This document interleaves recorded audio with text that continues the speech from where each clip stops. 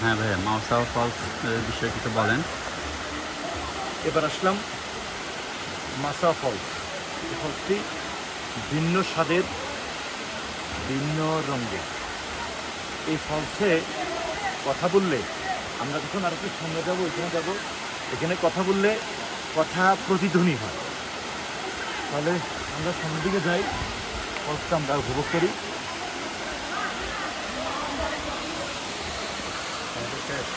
অনেক সুন্দর। উপরে যাবো, উপরে যাবো।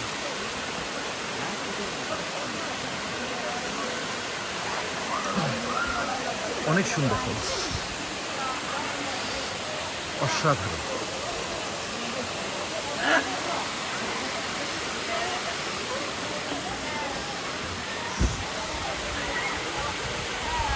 অনেকগুলো স্রোতধারা,